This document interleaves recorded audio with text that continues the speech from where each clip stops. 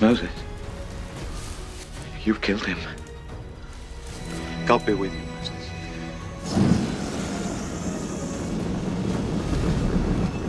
Moses,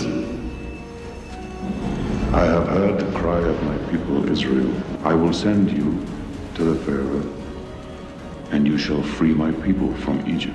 We come with the word of God. He bids you, let his people go.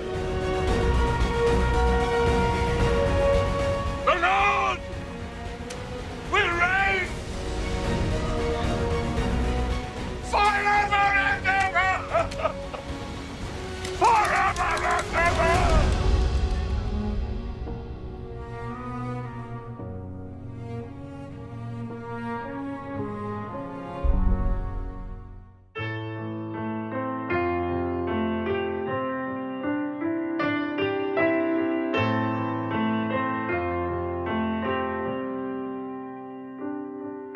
The weapon may be formed, but it won't prosper. When the darkness falls, it won't prevail. 'Cause the God I serve knows only how to triumph. My God will never fail. Oh, my God will never fail. I'm gonna see a victory. I'm gonna see a victory. For the battle belongs to you, Lord. I'm gonna see a victory. I'm gonna see a victory. For the battle belongs to you, Lord.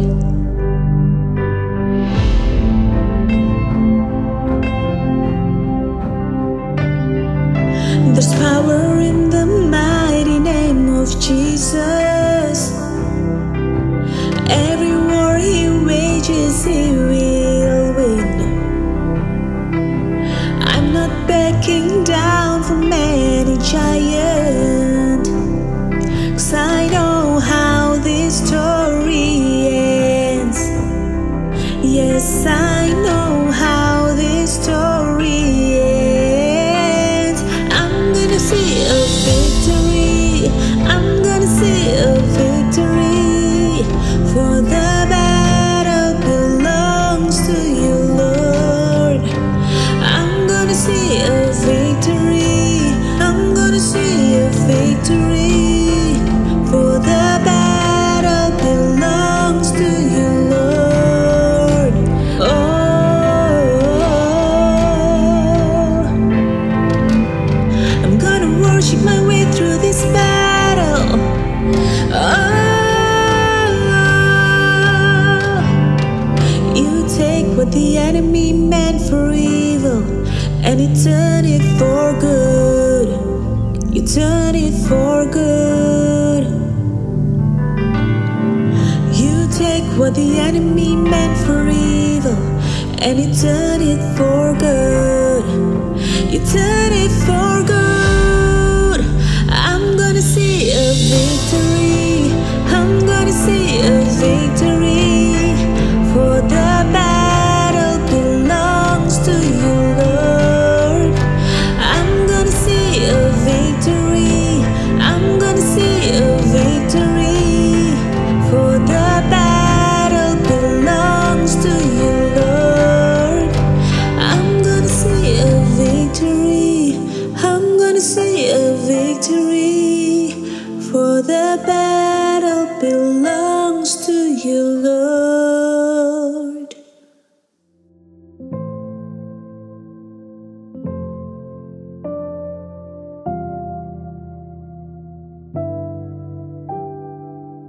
Selamat hari Minggu Bapak Ibu, selamat kita ketemu lagi dalam ibadah online dari NLCC Indonesia hari ini tanggal 17 Maret 2024. Kita sampai kepada topik yang berikut dari seri khotbah selama bulan Maret, bulan April kita belajar dari kitab Keluaran atau seri khotbah belajar dari kitab Keluaran. Dan hari ini kita sampai kepada Keluaran pasal 1 ayat 22 sampai Keluaran pasal 2 ayat 10. Mari sama-sama kita lihat bagian firman Tuhan ini. Saya akan membacakan buat Bapak Ibu. Bapak Ibu bisa lihat, membuka Alkitab Bapak Ibu di rumah atau di telepon Bapak Ibu. Sekali lagi, Keluaran pasal 1 mulai dari ayat 22 sampai Keluaran pasal 2 ayat 10. Demikian firman Tuhan. Lalu Firaun memberi perintah kepada seluruh rakyatnya, lemparkanlah segala anak laki-laki yang lahir bagi orang Ibrani ke dalam sungai Nil. Tetapi segala anak perempuan biarkanlah hidup. Keluaran pasal 2 ayat 1. Seorang laki-laki dari keluarga Lewi kawin dengan seorang perempuan Lewi, lalu mengandunglah ia dan melahirkan seorang anak laki-laki. Ketika dilihatnya bahwa anak itu cantik, disembunyikannya 3 bulan lamanya. Tetapi ia tidak dapat menyembunyikannya lebih lama lagi. Sebab itu diambilnya sebuah peti pandan, dipakalnya dengan gala-gala dan ter. Diletakkannya bayi itu di dalamnya dan ditaruhnya peti itu di tengah-tengah teberau di tepi sungai Nil. Kakaknya perempuan berdiri di tempat yang agak jauh untuk melihat apakah yang akan terjadi dengan dia. Ayat 5, maka datanglah putri Firaun untuk mandi di sungai Nil, sedang dayang-dayangnya berjalan-jalan di tepi sungai Nil. Lalu terlihatlah olehnya peti yang di tengah-tengah teberau itu. Maka disuruhnya hambanya perempuan untuk mengambilnya. Ketika dibukanya, dilihatnya bayi itu dan tampaklah anak itu menangis, sehingga belas kasihanlah ia kepadanya dan berkata, tentulah ini bayi orang Ibrani. Lalu bertanyalah kakak anak itu kepada putri Firaun, akan kupanggilkah bagi tuan putri seorang inang penyusu dari perempuan Ibrani untuk menyusukan bayi itu bagi tuan putri? Saud putri Firaun kepadanya, baiklah. Lalu pergilah gadis itu memanggil ibu bayi itu.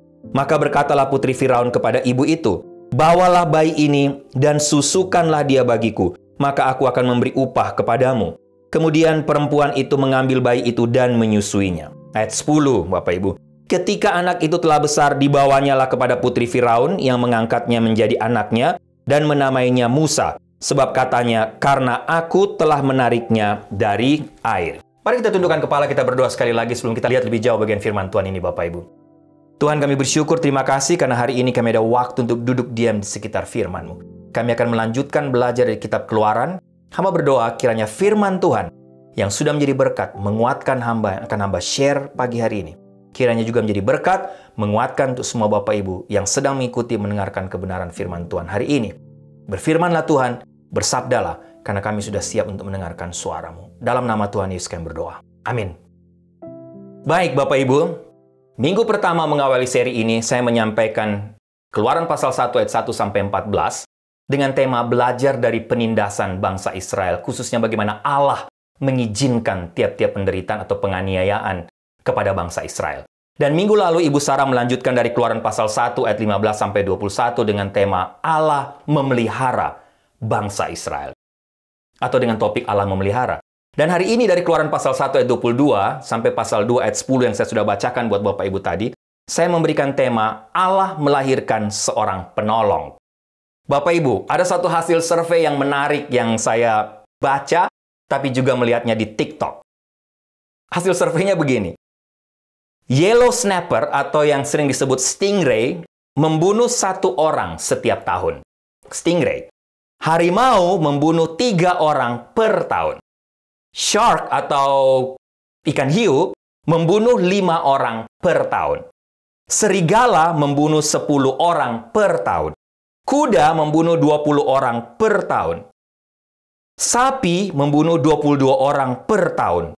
Bapak Ibu, saya juga nggak tahu hasil survei ini. Sapi ternyata bisa bunuh lebih banyak orang daripada serigala. Leopard membunuh 29 orang per tahun. Semut 30 orang per tahun. Beruang dan jellyfish 33 orang per tahun. Sedangkan lebah membunuh 53 orang per tahun. Burung, mungkin ini gabungan dari semua burung-burung, khususnya yang mungkin burung-burung yang besar ya, membunuh 75 orang per tahun. Babi membunuh 82 orang per tahun. Banyak juga, lumayan babi membunuh orang per tahun, Bapak Ibu. Jadi bukan cuma dia yang dibunuh ya, kalau di perayaan-perayaan atau di acara-acara. Rusa membunuh 123 orang per tahun. Buffalo membunuh 200 orang per tahun. Singa 250 orang per tahun. Gajah, gajah, kuda dan hippo dan kucing. Semuanya gabung binatang ini, maksudnya ya binatang ini rata-rata membunuh 500 orang per tahun. Kucing ini mungkin dalam keluarga kucing termasuk singa mungkin. Buaya membunuh 1000 orang per tahun. Kalajengking membunuh 3.250 orang per tahun. Anjing, nah ini anjing 30.000 per tahun. Ular 50.000 per tahun. Sedangkan manusia membunuh manusia lain, Bapak Ibu tahu berapa? Sebanyak 475.000 per tahun. Ya. Dan yang paling banyak Bapak Ibu tahu apa? Nyamuk. Saya rasa ini termasuk nyamuk malaria di Papua dan di beberapa negara yang lain. Nyamuk ternyata membunuh kira-kira 1 juta orang per tahun. Menarik ya Bapak Ibu? Nah, rupanya sejak dari zaman dulu pembunuhan manusia oleh manusia lain bukanlah merupakan hal yang baru. Ini sudah terjadi sejak zaman purbakala, sejak manusia diciptakan. Hal yang sama terjadi Bapak Ibu dalam seri kitab Keluaran ini. Ingat sekali lagi, Firaun berusaha membunuh orang Israel secara massal, dengan cara ekstrim, dengan cara menindas mereka dengan kerja rodi, memahitkan hidup mereka, Bapak Ibu, memperkerjakan mereka dengan begitu kejam. Tapi saya sudah sampaikan minggu pertama. Tidak berhasil, gagal. Semua strategi Firaun gagal total. Jumlah mereka malah semakin bertambah, semakin banyak Bapak Ibu. Firaun mencoba dengan berbagai macam cara, sekali lagi mencoba cara lain dengan mengaborsi mereka melalui Sifra dan Pua, melalui 2 bidan yang disampaikan Ibu Sarah, dan juga tidak berhasil. Jumlah mereka semakin bertambah. Dan akhirnya Firaun memutuskan cara yang lain. Yaitu apa? Memerintahkan rakyat Mesir melemparkan semua anak laki-laki Ibrani ke dalam sungai Nil dan membiarkan yang perempuan tetap hidup. Semuanya terjadi karena apa?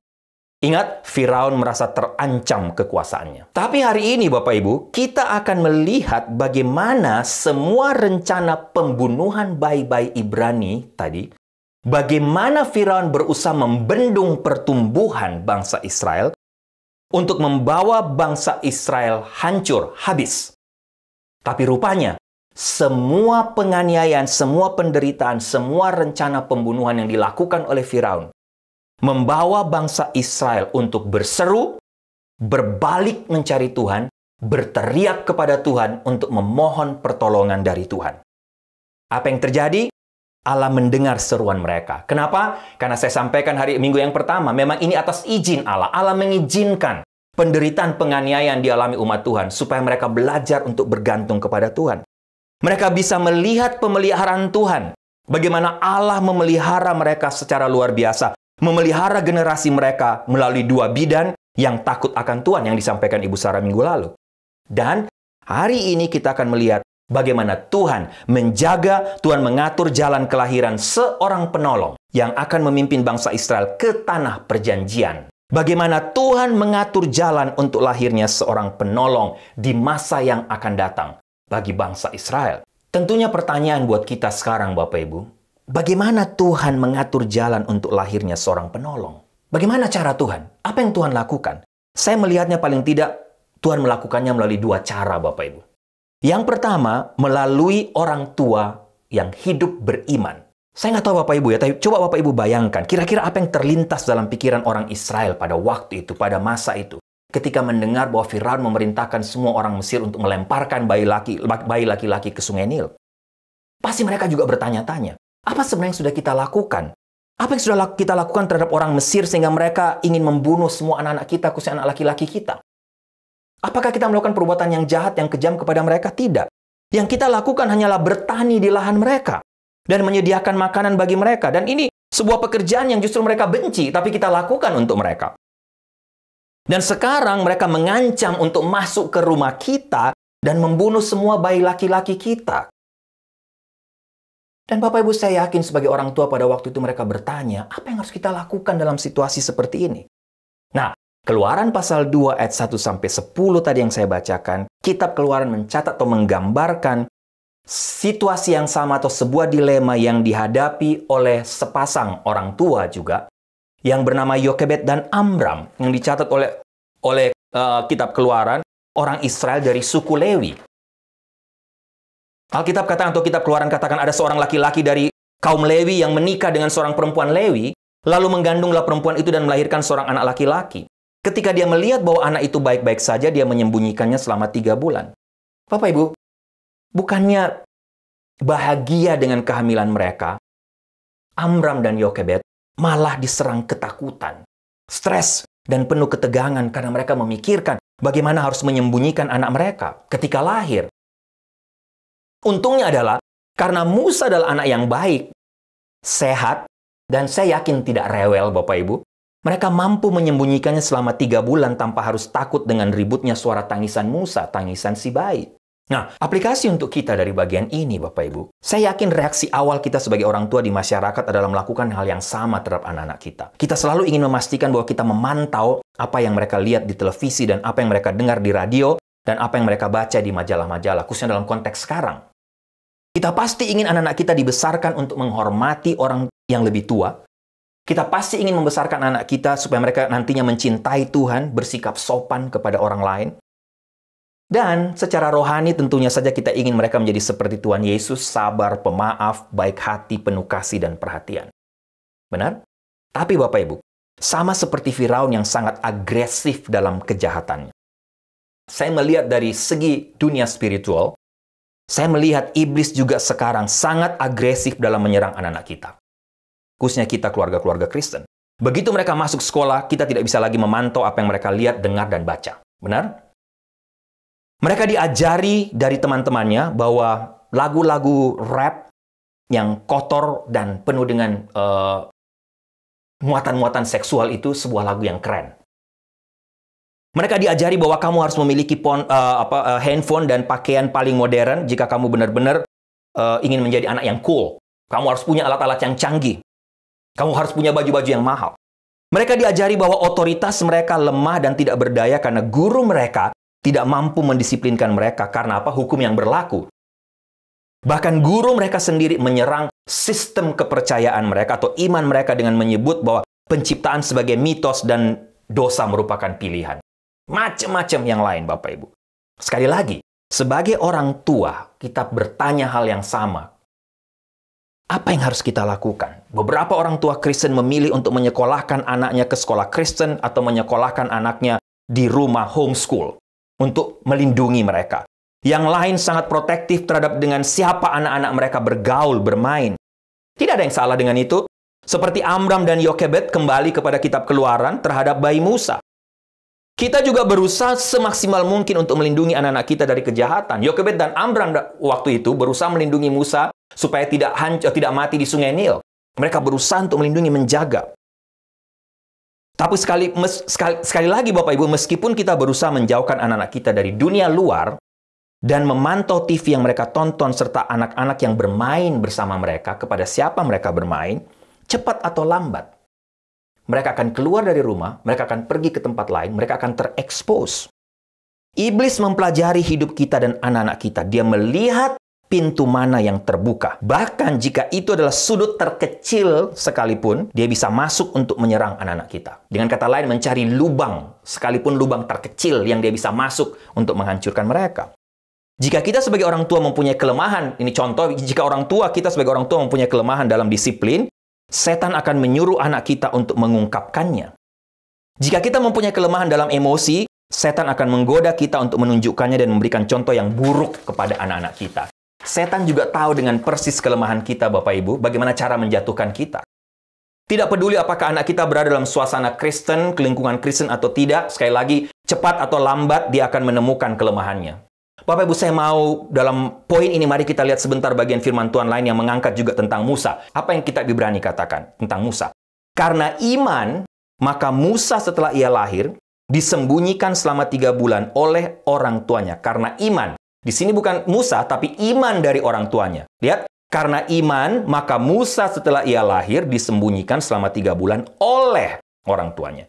Sehingga Ibrani menceritakan tentang iman orang tua Musa. Karena mereka melihat bahwa anak itu elok rupanya, dan mereka tidak takut akan perintah raja. Karena iman, maka Musa setelah dewasa menolak disebut anak Firaun. Ayat 24 baru bicara soal iman Musa. Bapak Ibu bisa baca ayat-ayat selanjutnya. Nah, menarik. Karena Alkitab mencatat bahwa jalan Tuhan untuk melahirkan seorang penolong, yaitu Musa, waktu itu untuk umat Israel, dimulai dari mana? Dimulai dari iman yang dimiliki oleh kedua orang tua Musa, itulah Amram dan Yokebed. Perhatikan kelanjutan dari kisah bayi Musa. Nah, Bapak Ibu, untuk melindungi anak-anak mereka yang baru lahir, Amram dan Yokebed pertama-tama menyembunyikannya selama 3 bulan, tadi kita baca, dan kemudian memasukkannya ke dalam keranjang, boleh saya katakan keranjang kedap air, dan menempatkannya di Sungai Nil, di dekat tempat di mana putri Firaun mandi. Kita baca kisahnya tadi. Apa yang bisa kita pelajari di sini, Bapak Ibu? Saya melihat orang tua Musa rela mempertaruhkan nyawa mereka. Untuk apa? Untuk mengikuti kehendak Tuhan. Keputusan mereka jelas di sini. Selamatkan anak itu. Apapun konsekuensinya. Menentang dekret atau perintah kerajaan, Bapak Ibu, bukanlah hal yang ringan tentunya pada waktu itu, pada masa itu. Sama boleh dikatakan kalau di Indonesia melanggar Kepres di Indonesia atau keputusan presiden di Indonesia. Atau sama di sini melanggar law atau melanggar executive order. Atau melanggar hukum dari federal law di sini. Tapi sekali lagi, iman mereka, iman Amram dan Yokebed sebagai orang tua Musa waktu itu yang sangat luar biasa, menurut saya, mengusir dan mengalahkan rasa takut mereka. Mereka tidak takut dengan keputusan atau dekret kerajaan, dengan perintah Firaun. Tapi mereka lebih takut kepada Tuhan. Ini iman, ini bukti iman mereka. Resiko besar yang diambil Amram dan Yokebed untuk diam-diam menjaga anak mereka, meskipun ada perintah Firaun, adalah bukti iman mereka. Pertanyaan buat Bapak Ibu dan saya sebagai orang tua sekarang masa kini. Bagaimana dengan kita? Apakah kita punya iman seperti Amram dan Yokebed? Berani melawan hukum negara sekalipun jika itu bertentangan dengan firman Tuhan? Saya tahu tidak gampang, Bapak Ibu. Berani tetap katakan itu dosa jika Alkitab katakan dosa, sekalipun hukum negara dan dunia di sekeliling kita, mayoritas manusia di sekeliling kita mengatakan itu adalah masalah kemanusiaan dan mentolerir arti dosa. Langkah apa saja yang sudah kita lakukan sebagai orang tua hari ini untuk memprotek anak-anak kita? Ini pertanyaan penting untuk Bapak Ibu dan saya sebagai orang tua pada masa kini. Bapak Ibu, yang pertama saya lihat cara Tuhan melahirkan seorang penolong bagi umat Tuhan di tengah peniayaan mereka waktu itu melalui orang tua yang beriman. Dan yang kedua saya lihat, lanjut memakai orang tua yang beriman, Allah melakukannya melalui cara yang kedua itu, melalui cara Allah sendiri, yang ajaib, yang luar biasa, yang supranatural. Bapak Ibu, kenapa saya katakan begitu? Yang pasti, Raja Firaun menginginkan bayi Musa dan semua anak laki-laki bangsa Israel mati. Oke? Lebih dari itu, masa depan dunia dipertaruhkan di sini, karena apa?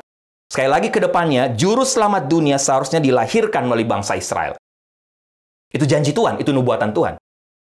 Kalau bangsa Israel punah, bagaimana? Tetapi di tengah kekejaman Firaun sebagai sang penguasa waktu itu, kelahiran Musa menceritakan cara kerja Allah yang ajaib, yang supranatural. Ketika ibu Musa tidak bisa menyembunyikannya lagi, Bapak Ibu, dia mengambil keranjang papirus untuknya dan melapisinya dengan ter dan gala-gala, Alkitab katakan. Kemudian dia menaruh anak itu di dalamnya dan menaruhnya di antara alang-alang di tepi sungai Nil. Dan kakak perempuannya diceritakan Miriam berdiri agak jauh untuk melihat apa yang akan terjadi padanya. Mamanya minta Miriam untuk memantau Musa yang ditaruh di sungai Nil. Yokebed dalam hal ini sebagai ibu tahu apa yang akan terjadi dengan menempatkan anaknya dalam keranjang dan menaruhnya dalam aliran sungai Nil yang deras, penuh buaya, kuda Nil, dan binatang buas lainnya pada waktu itu. Termasuk orang Mesir yang sering mandi di situ, dan yang sangat membenci mereka. Bapak Ibu bisa coba Bapak Ibu bayangkan situasinya waktu itu. Kemungkinan besar Musa akan menjadi mangsa dari tidak hanya binatang buas yang ada di sungai Nil, tapi juga orang Mesir yang akan mandi di situ. Tapi sekali lagi kembali kepada bagian pertama, iman mereka berbicara lebih kuat. Iman Amram, khususnya iman Yokebed.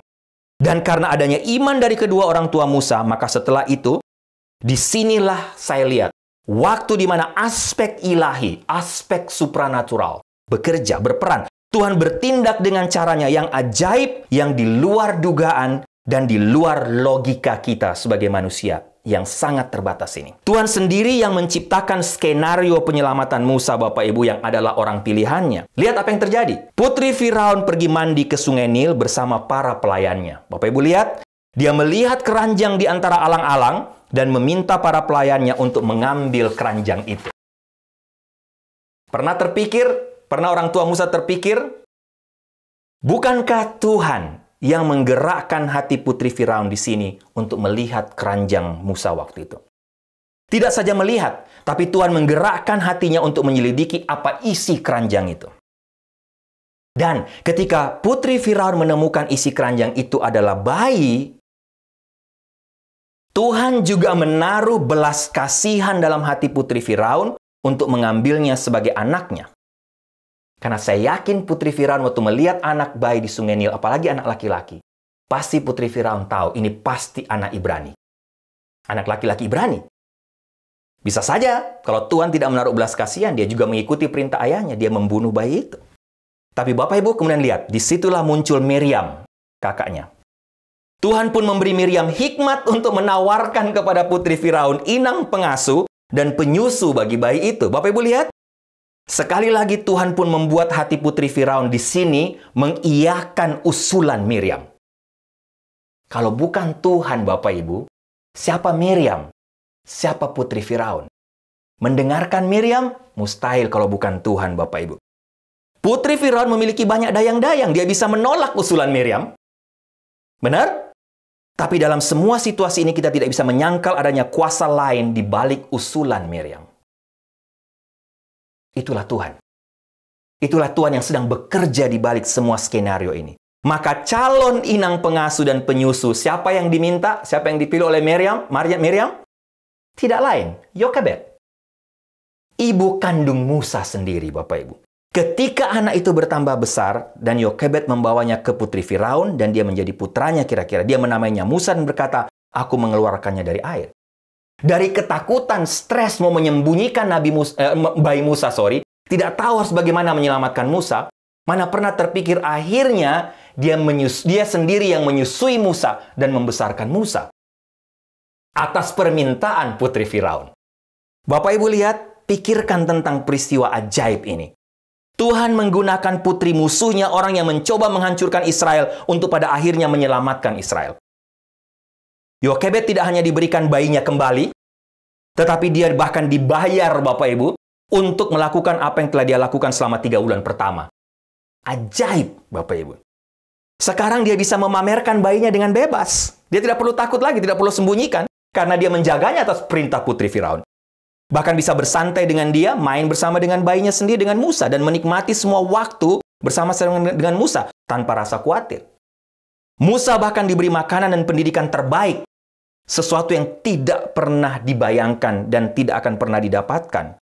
Bahkan jika dia bisa bersembunyi dari orang Mesir, tapi akhirnya dia bisa mengecap pendidikan tinggi di tanah Mesir. Sungguh keajaiban dan situasi yang sungguh-sungguh luar biasa, Bapak Ibu. Bapak Ibu, hal yang menarik tentang sejarah Alkitab adalah cara kerja Tuhan yang spesial, yang seringkali tidak terpikir dengan cara kita atau dengan pikiran kita yang terbatas. Ketika segala sesuatu tampak berada di ambang keputusasaan, entah bagaimana Tuhan memberikan pertolongan yang ajaib, kita tidak tahu caranya. Ketika Lazarus meninggal, Yesus menunggu 4 hari sampai pada titik di mana tubuhnya menjadi bau dan busuk.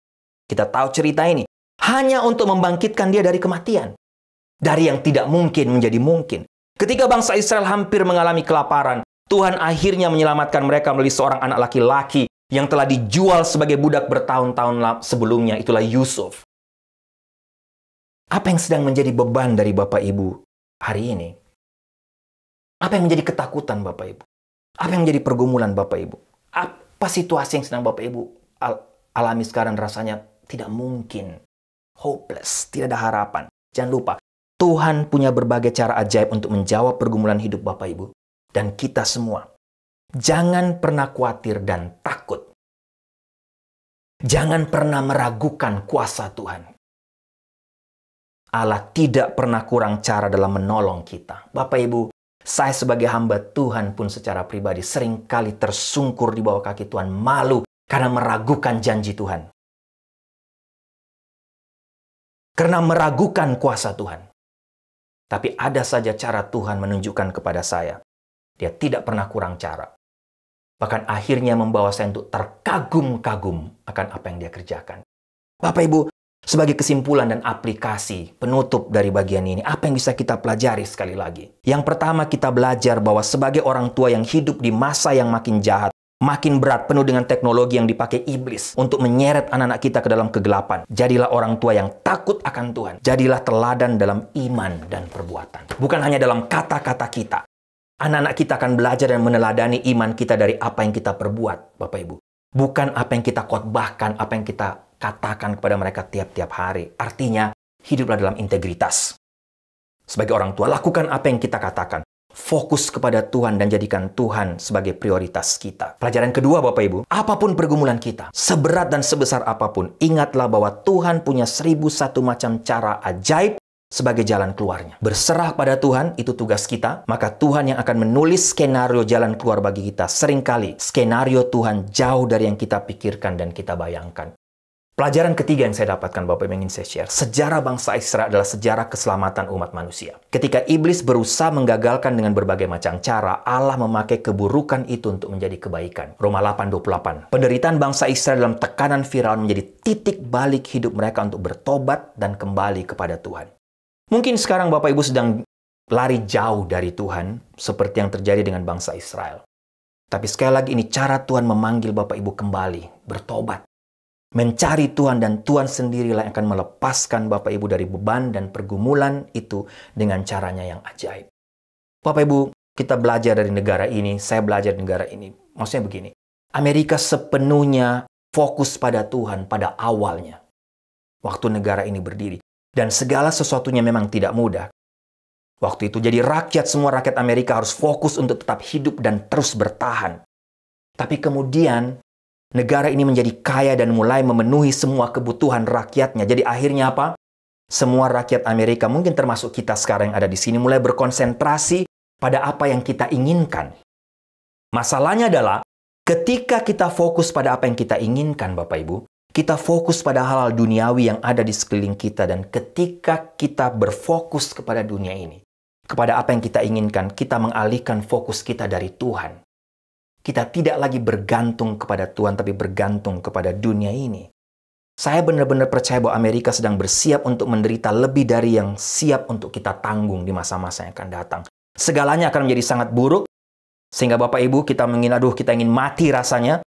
Saya tidak mencoba untuk menakuti kita, Bapak Ibu, tapi saya mencoba memberikan gambaran yang akurat kepada kita, termasuk saya dan anak-anak saya tentunya. Satu waktu nanti, mungkin tidak lama lagi kita akan mengalami kesulitan besar yang melanda negara ini, yang berada di luar kemampuan kita untuk memahaminya dan menjalaninya. Dan situasi itu tidak akan menjadi semakin baik, tapi sebaliknya akan menjadi lebih buruk, Bapak Ibu. Hal-hal tersebut, Bapak Ibu, akan menjadi lebih buruk bagi kita, sama seperti apa yang bangsa Israel alami. Sampai akhirnya pada satu titik membawa Bapak Ibu dan saya, atau semua manusia, berbalik kembali kepada Tuhan. Mencari Tuhan, berteriak kepada Tuhan. Kalau Bapak Ibu baca 2 Tawarik 7 ayat 14, firman Tuhan katakan begini. Jika umatku yang dipanggil dengan namaku mau merendahkan diri dan berdoa serta mencari wajahku dan berbalik dari jalan-jalannya yang jahat, maka aku akan mendengar dari sorga dan akan mengampuni dosa mereka dan akan menyembuhkan negeri mereka. Bapak Ibu, menarik. Jika kita mau melakukan 4 hal tadi untuk Tuhan, merendahkan diri, berdoa, mencari Tuhan, dan bertobat, maka Tuhan berjanji akan melakukan 3 hal untuk kita. Mendengarkan doa kita, mengampuni dosa kita, dan memulihkan bangsa kita. Ketika kita melakukan apa yang dilakukan bangsa Israel saat ini, maka Tuhan akan menyelamatkan kita. Sama seperti ketika apa yang dia lakukan pada mereka, pada bangsa Israel. Tapi hari ini hal yang sama. Tuhan akan membiarkan kita mungkin menderita, menghadapi pergumulan demi pergumulan, sampai kita melakukan hal yang sama dengan bangsa Israel, yaitu apa? Berteriak, berseru, memanggil nama Tuhan, artinya bertobat. Bapak Ibu jangan lupa, mujizat terbesar dalam hidup kita bukanlah ketika kita melihat orang mengalami kesembuhan ilahi secara fisik, melainkan ketika kita melihat hati orang itu berubah setelah menerima Tuhan Yesus sebagai Tuhan dan Juru Selamat. Menutup bagian ini, saya ingin mengajak kita semua untuk menyelidiki hati kita masing-masing. Sekali lagi, jika kita belum pernah menerima Tuhan Yesus sebagai Tuhan dan Juru Selamat kita, atau jika kita tidak benar-benar yakin apakah kita sudah menerima Tuhan Yesus sebagai Tuhan dan Juru Selamat kita, belum yakin. Bapak Ibu, hari ini, pagi ini, kapan saja Bapak Ibu mendengarkan khotbah ini, saya mau kita untuk tundukkan kepala, mengambil waktu mengevaluasi. Ini sebuah tantangan untuk kita. Apakah saya sudah menerima Tuhan Yesus sebagai Tuhan dan Juru Selamat atau belum? Kalau belum, Bapak Ibu minta siapapun hamba Tuhan yang Bapak Ibu kenal, atau Bapak Ibu bisa kontak saya atau Ibu Sarah, Bapak Ibu minta dilayani untuk segera menerima Tuhan Yesus sebagai Tuhan dan Juru Selamat. Kenapa Bapak Ibu? Karena ini kunci untuk menghadapi tiap-tiap pergumulan, tantangan, penganiayaan yang akan kita alami dalam dunia ini yang saya katakan tadi, tidak akan makin mudah, tapi makin sulit. Dan yang kedua, Tuhan tidak akan mendengar kita kalau teriakan kita tidak lahir dari pertobatan hati. Kalau kita belum bertobat, Bapak Ibu, Tuhan tidak akan mendengarkan kita. Dia akan mendengar seruan Bapak Ibu yang lahir dari pertobatan. Kenapa Bapak Ibu? Karena itulah satu-satunya cara untuk kita bisa melihat pemulihan dari Tuhan, baik secara pribadi maupun secara bangsa. Tuhan akan mendengar seruan kita, teriak kita, ketika teriakan itu lahir dari hati yang bertobat. Tidak pernah ada pemulihan, pernah ada kelepasan, tidak pernah ada pulihnya sebuah bangsa tanpa ada seruan dari orang-orang yang bertobat, yang sudah menerima Tuhan Yesus sebagai Tuhan dan Juru Selamat dalam hidupnya. Dan ini doa saya untuk kita semua. Mari kita tundukkan kepala, kita berdoa. Tuhan, terima kasih untuk firman-Mu. Kami belajar lagi dari kitab Keluaran, dari peristiwa bagaimana Engkau melahirkan Musa sebagai seorang penolong yang menolong bangsa Israel. Terima kasih untuk banyak pelajaran penting yang kami dapatkan sebagai orang tua, tapi juga sebagai pribadi, bahkan secara bangsa. Terima kasih hari ini Engkau mengingatkan kepada kami lagi bahwa tidak ada jalan lain. Kami bisa mengalami pemulihan. Keluarga kami harus ada orang tua yang bertobat, yang beriman. Kami bisa melihat cara Allah yang ajaib bekerja. Tidak ada jalan lain. Kami bisa melihat sebuah pemulihan dalam diri kami, dalam keluarga, dalam satu bangsa. Tidak ada jalan lain. Ketika kami berseru, ketika kami bertobat dan berteriak kepada Tuhan. Tapi yang lahir, teriakan kami lahir dari satu pertobatan yang dalam. Tolong kami Tuhan, supaya siapapun kami yang hari ini yang belum pernah menerima Tuhan Yesus sebagai Tuhan dan Juru Selamat. Hari ini menjadi waktu di mana mereka atau kami membuka hati untuk menerima Engkau sebagai Tuhan dan Juru Selamat secara pribadi. Terima kasih untuk firman-Mu, terima kasih untuk kehadiran-Mu dalam ibadah hari ini. Dalam nama Tuhan Yesus kami berdoa. Amin.